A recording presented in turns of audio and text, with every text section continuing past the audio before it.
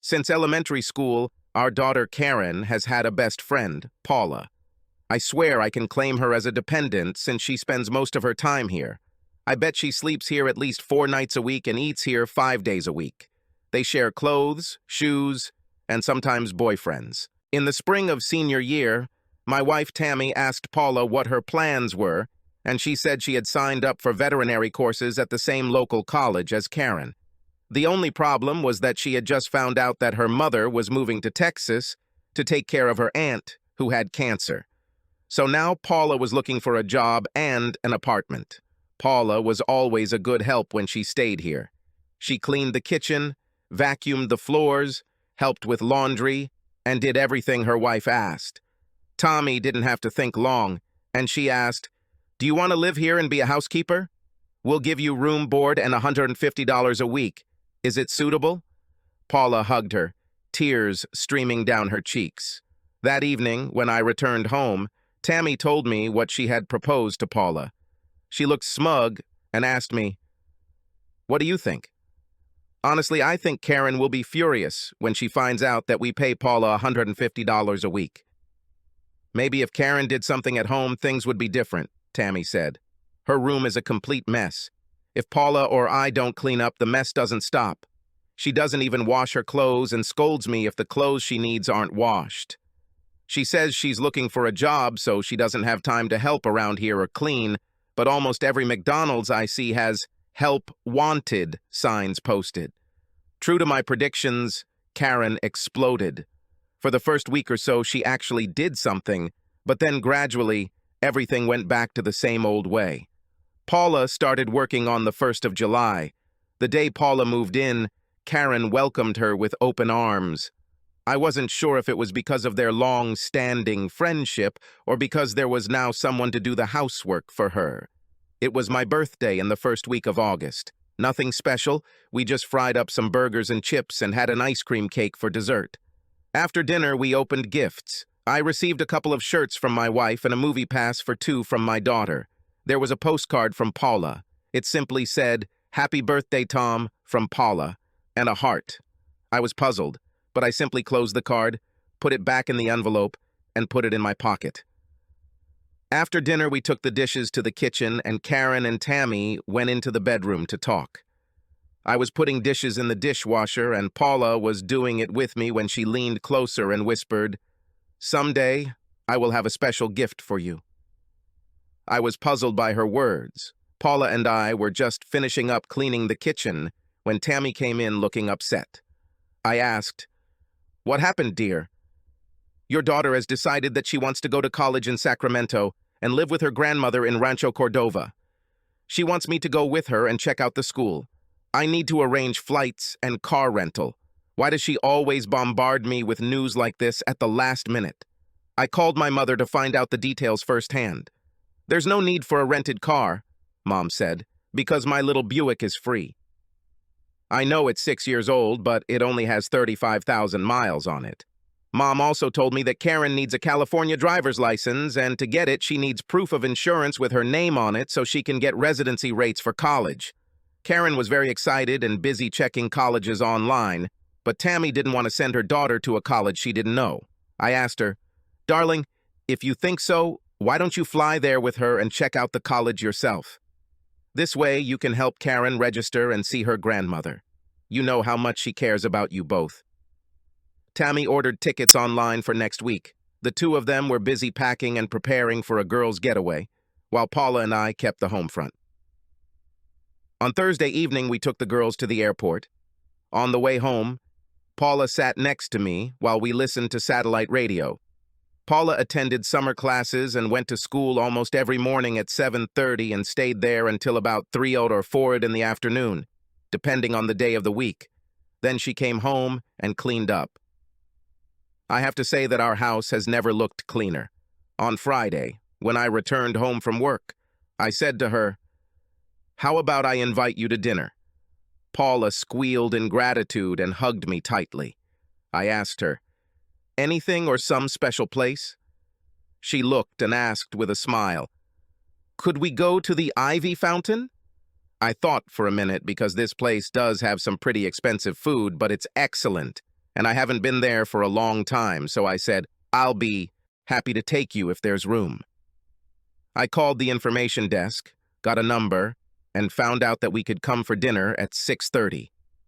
Give me 20 minutes to get ready, Paula said. I shaved and put on a nice white shirt, tie, slacks, sports jacket, and loafers. I walked out into the hall and Paula was wearing one of Karen's dresses, only she filled it out much better. Her breasts stuck out in front, and the material hugged her body so tightly that it was easy to see that she was wearing nothing underneath. I felt a little awkward taking this sexy young girl out, but when she asked, "Are you ready?" "I'm looking forward to it." I felt like I was back in high school. I took her hand and headed to the restaurant as if on a date. As we walked through the restaurant, men cast envious glances at us, and women cast disapproving glances. After we sat down, the waiter brought out a bottle of wine and asked if we would like a glass.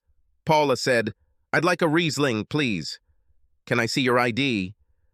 I almost shit myself because I knew that she was only 18, but Paula started rummaging in her bag. The waiter said, "Okay, since you're looking for it, I'll bring it." Then he asked me what I wanted, and I said, "Bourbon and water, please." Taking Paula's hand, I whispered, "What would you do if he wanted to see your ID?"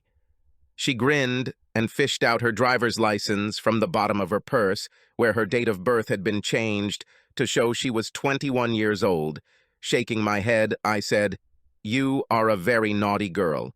Don't be upset with me. Karen has it too." I swallowed. "Karen?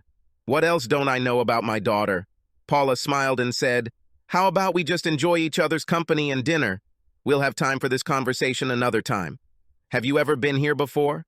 After looking at all the paintings, tapestries, and European decor, she sighed and said, "I came in." Puzzled, I asked, "What do you mean?" She continued, "My freshman year, Brent Johnson asked me to the prom. His older brother told him that this was the right place to impress girls. Brent invited me here for dinner. We ordered Coca-Cola and talked about school, friends, and teachers. Then the waiter came over and asked if we were ready to order. Brent told him we needed a few more minutes. He opened the menu, and when he saw the prices, he almost shit himself. He opened his wallet and counted how much money he had. I think he could barely pay for the cheapest food. He looked at me. "Sorry, I didn't know this place was so expensive." I put $10 on the table to cover the Coke, and we left. "I'm really sorry. I can only imagine how embarrassed you both must have felt. For tonight, I don't want you to look at the prices. Is it clear?" She smiled from ear to ear. When we got home, I made myself some bourbon and water and watched the news. I heard Paula working in the laundry room where the washer and dryer were running. After the news ended, I texted Tammy and asked how things were going. She replied, "We just returned from dinner. Your mom knows the best place for ribs." I took the phone with me to the bedroom and got ready for bed. I usually only wear nylon boxers to sleep, and tonight was no exception. As I lay down, I wondered what else our daughter had done that we should know about. I wondered why my wife always gave in to her. I thought it was fathers who spoiled their daughters. Shortly after midnight, I thought I was dreaming. It seemed to me that someone had climbed into my bed. A soft little hand slid over my shoulder, then moved to gently caress my breast. Then the hand turned me onto my back. My mind wasn't sure if this was a dream or reality. Then the figure slid towards me. At first I thought that Tammy had somehow returned home early, but when she lay on top of me, her firm breasts and flat tummy puzzled me. It was Paula. She was naked and pressed against me. I started to say something, but she put her finger to my lips, shaking her head. Paula kissed me deeply, our tongues gently playing with each other. I ran my hands up and down the soft skin, exploring the body. "Do you understand this is a one-time incident?" Paula smiled and said, "Well, Tammy won't be back until Monday. We have a whole weekend ahead of us." I hugged her and said, "Tammy won't understand that we're making love. She would say that I am cheating, and she will get a divorce. Either that, or she'll make my life so miserable that she'll convince me it's not worth it." Paula smiled and said, But you don't have an ace up your sleeve yet. What are you talking about? Paula looked at me and said, I promised I wouldn't tell unless it was absolutely necessary. My curiosity was killing me, and I asked, Do you have anything on Tammy? She smiled and said, Maybe, and with a wide smile she sank down on me and made me perk up. She lay down next to me, spreading her legs wide apart, and pulled me towards her. We fell asleep hugging each other. I fell asleep wondering what it was that Paula had with my wife that made her think she could have sex with me and not worry about Tammy. Soon I heard the sound of my phone telling me that there was an incoming message. It was Tammy telling me about their route in case I needed it, and that she would see me early Monday morning. I couldn't get it out of my head that Paula probably knew about Tammy. It had to be something terribly incriminating. I got dressed, went to the garage, and changed the oil in the car. I was going to change the spark plugs and wires, but I was having a hard time concentrating. I gave up and went back into the house to get something cold. Later, an angry Tammy called me. I spent the whole day running back and forth between the licensing department, the local office of our insurance company, and the college. What really pisses me off is that I found out that this could all have been faxed through our lawyer. I'm sitting here drinking a strong vodka tonic and planning on having another one. Our daughter is a royal thorn. Honey, you can handle it, I told my wife. I felt terrible remorse for playing with Paula and went for a walk in the park. This should have been relaxing, but I kept thinking about what Paula had started saying. And what did she have for my wife? When I saw the clouds turn orange from the setting sun, I knew I better go home. When I walked through the front door, the smells filling the house were a pleasant surprise. I went into the kitchen and the food wasn't the only shock. Paula was wearing only an apron. She leaned over the roast in the oven, giving me a clear look at the dessert. I gave her a wolf whistle and said, Dinner, of coursey, smells good, but I see what I want for dessert. Paula turned and winked at me, saying, Oh, I'm sure your wish will come true. She served me a delicious dinner of roast pork with carrots, mashed potatoes, and gravy with homemade biscuits. She kept her apron on while we ate, which I found very sexy. Paula and I washed the dishes together, but I had a hard time keeping my hand away from her cute ass. When the last of the dishes were dry, she took off the apron and hung it on the oven door. When we left the kitchen, she took my hand and asked, Isn't it too early to go to bed? Just looking at this 18-year-old hard body made me tense up, but I said, We need to talk first. I don't know why, but we continued walking and ended up in my bedroom, sitting on the bed. Trying to be serious with her, I said, I need to know what you have on Tammy that makes you think you can get away with sex with us. Otherwise, I'll have to cancel it, no matter how much I enjoy playing with you. Paula raised her voice slightly, saying, But I promised, and yet I need to know. She sat for a few minutes thinking about it, then took a deep breath and said, You know how Karen always gets her way with her mother? I said, Well, that's something I've been thinking about, especially lately. Paula continued, Remember Harold, the old retired widower who lived a couple doors down, the guy with the pool? I said, Yes, I remember him. He died about a year ago, if I remember correctly. What does he have to do with it? You know that Tammy went down to him from time to time and swam. Well, they had an affair. What? I exclaimed. A couple of years ago, Karen and I came home early from school and saw her sneaking through the side gate towards his pool. We changed into suits and decided to join her for a swim.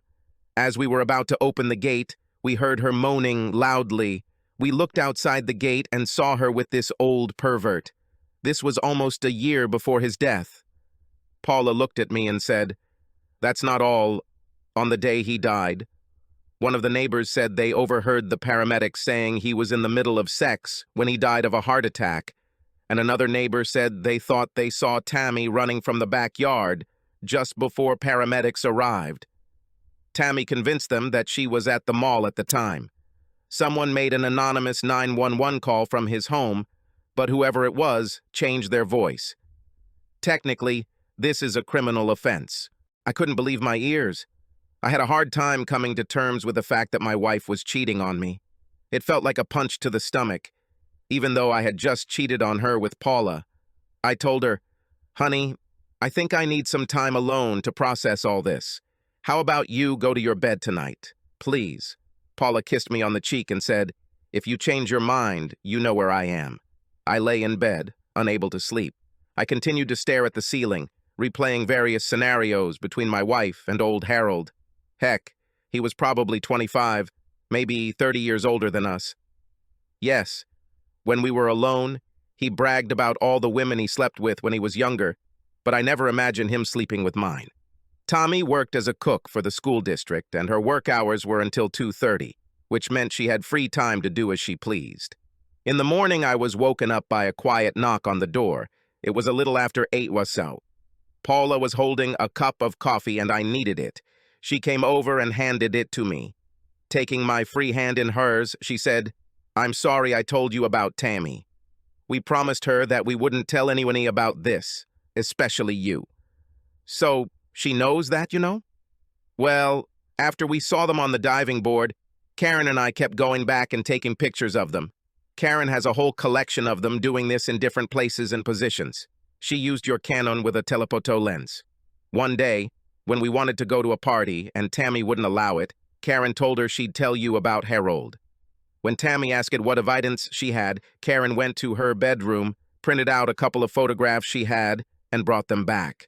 After 10 minutes of screaming, Tammy sat down and cried. She said Harold told her how beautiful she was. He then asked her if she would let him take a photo, and she thought it would be fun. From there, it progressed to nude photos, and then one day, he suggested they go skinny dipping. And then one day, it just happened. Karen and I felt like she was hiding the truth, but we didn't pay attention to it. Karen hid several flash drives with these photos in the house in case Tammy went looking and found one. I thought for a minute and said, "The problem is that now that I know, her leverage over her mother is gone, isn't it?" "Oops." Taking her hand again, I asked, "So what do you know about Karen?" Swaying a little on her feet and closing her eyes a little, she said, "Karen had a reputation at school for being, frivolous. And the real reason she wanted to go to UC Sacramento was because of Johnny, the guy she has a crush on. She says he is the best lover she has ever had." I just shook my head and said, "Like mother, like daughter." When I finished my coffee, she took the cup from me and, putting it on the nightstand, pounced it on me, kissing me forcefully. There was this little hard body wanting me, and I had this knot in my stomach from finding out that my wife was cheating with the neighbor. As Paula began to kiss me, moving lower down my body, all other thoughts seemed to disappear. After a hot morning, we showered, and I took her to the IHOP near the mall. After breakfast, we went to Victoria's Secrets, and I bought her several sets of sexy lingerie. The saleswomen looked at us quite intently, an elderly man with a young girl. I really enjoyed it. One of the saleswomen asked Paula, "Is this your father?" Paula whispered in her ear, "No, he is my lover." They both giggled. When we got home, I mowed the yard and tried to clear my head of Tammy and Harold. I mean, this guy was older than her father. Why on earth would she have an affair with him? What was I supposed to do? Having finished taking out the trash, I headed to the shower. I opened the back door and saw Paula. She was wearing the new lingerie we bought along with these tall red high heels. Having made a pirouette in front of me, she asked, "Do you like it?" "Very," I answered with a wide smile on my face. Right now I need a shower and clean clothes, and headed to my bedroom to undress and take a shower. I was lathering my hair, soap running down my face, when I heard the shower door click. I reached for the door only to find Paula had entered the shower. She took my hand and held me tightly, and then rubbed my scalp with her long nails. It was so nice. "Rinse your hair," she said. I did as she said. She then asked me to turn around, which I did. She lathered my back and ran her nails down my back, scratching as she scrubbed. I tried, but I couldn't remember the last time Tammy and I took a shower together. The more I thought about it, the more we've grown apart over the past 5 years or so. Sex between us became more and more distant and almost mechanical. I wondered if that was when the affair with Harold began. We took a long shower, soaping each other up and rubbing our slippery bodies together before rinsing off and drying ourselves off. I wasn't ready for bed and asked Paula, "Do you know where one of the flash drives is?" Throwing a thoughtful look at me, she said, "Tom, are you really sure you want to see them together?" I actually asked her to join a swingers club a few years ago so I could watch her with another man. And maybe play with another woman. She said I was a pervert. Paula thought for a moment and said, "Sex between consenting adults sounds like a lot of fun. Maybe you could take me with you sometime." "Is it true? Would you like it?" Her eyes widened and a smile filled her face as she nodded. She left the room and asked me to meet her at my computer. In the office, I turned on the computer and waited for her to return. Soon, she returned, dressed in new underwear with a flash drive in her hand. The folder opened, revealing hundreds of photographs. When I saw Harold's size, I could hardly believe my eyes. After watching as much as I could stand, I saved the file to my computer and turned it off. I went into the living room, turned on the news, and tried to relax. Paula made us hot tea with whiskey. When we finished, she picked me up from the couch and led me down the hall to the bedroom, threw back the covers, and climbed into bed, motioning for me to join her. How could I say no? We made love a few more times that night before we had to go pick up Tammy on an early morning flight. Tammy stood and waited for us. After packing her luggage, she plopped down in the front seat and closed her eyes. We drove home mostly in silence. When our city appeared, I asked her, "Did everything go well?" Shaking her head, Tammy said, "That daughter of yours, I swear, made me buy several clothing stores because she needed clothes for college right now." Then, as soon as we pulled into the garage, she asked, "How did it go?" Visions of making love to Paula raced through my head, and I knew better than to keep my mouth shut. Then I thought about her and our neighbor and said, "You know, Tammy, you won't have to be at Karen's beck and call anymore." She looked at me puzzled and asked, "What do you mean?" "Honey, you don't need to play coy with me." "I know what she used to blackmail you," I told her when we got out of the car. Tammy gave Paula one of those looks that could kill, and then she walked up to me and asked, "What did she tell you?" I suggested we go sit in the living room and finish this conversation. The three of us entered and were about to sit down when Tammy said, "Tom, I need wine, no whiskey more." I almost told her to take it herself, but didn't. I looked at Paula and asked, "Riesling?" She smiled and nodded. I made them drinks and brought them. Tammy drank about half of her drink and then said, "Harold was such a nice old man. I came and used his pool. It was good exercise. He sat by the pool and sipped his drink.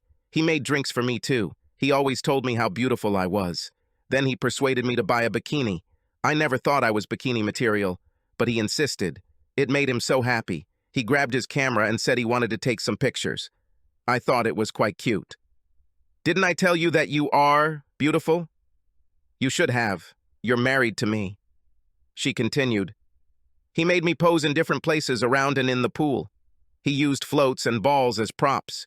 He then started positioning me by first untying one of my bikini strings in some of the photos, then the lower one in others. It progressed to topless, and he eventually talked me into posing nude. It took a little time, but he made me feel so beautiful. That's where our romance began. I knew it wasn't fair to you, but it was an itch that needed scratching, and only he could scratch it. The day he died was very bad for me. He had just put chemicals in the pool, and we couldn't use it, so we decided to play in the house. I didn't notice when he started making strange sounds. Just when I finished, I looked down and realized that he wasn't breathing. Damn, I killed him. I grabbed his phone and started calling 911. Then I thought that if I did that, they would find out about me, and I didn't want you or the neighbors to know. I ran around the house, wiping all the doorknobs and the phone, even the toilet handle. I put his underwear back on him and covered him up, then ran into the kitchen and grabbed some marshmallows, stuffing them into his cheeks. I then put a pillow on the phone and called 911, saying the person at that address was having a heart attack, and then slipped out the back door. "Will you ever be able to forgive me?" I didn't know what to say. Hearing it from her was harder than hearing it from Paula. Paula didn't go into detail like Tammy did. Tammy tried to take my hand, but I pulled away first. Seeing that this was overwhelming her, I reached out and took her hand to calm her down. Through tears, she said, "I assume you want a divorce." Not knowing how to phrase my next sentence, I thought for a moment before answering, "Honey, for the last 5 years or more, our sex life has really gone downhill. It was almost non-existent, although I did not know that you were cheating on me. Remember I asked you about visiting the swingers club?" Tammy nodded. "And what did you answer when I asked you about this?" She lowered her head, looking at her lap, and said quietly, "That I cannot share you with another woman." "That's it. You told me you couldn't share me with another woman, and you had sex with an old man." Tears rolled down Tammy's face, and I said, "You know, have you ever thought about telling me that you want him? What might I like to watch you do?" Her tears stopped, and I had Tammy and Paula's full attention. Tammy looked at me and said, "You mean you're not going to file for divorce?" "I'm still thinking about it, but there will be some changes in our house." "Which?" "You need to move all your things from our bedroom to Karen's room." "But Paula is there." I stood up, walked over, and sat next to Paula. Then I told Tammy, "Paula will move her things to me." Tammy stood up and shouted, "You mean you and Paula?" I stopped her and said, "Would you rather get a divorce and maybe go to prison?" "Oh, by the way, Paula and I are going to the swingers club.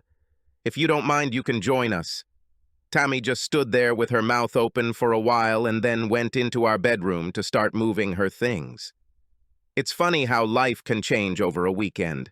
Subscribe to our channel so that your second chaff doesn't cheat on you, and go ahead and listen to the next story, because this story is nothing compared to the next one.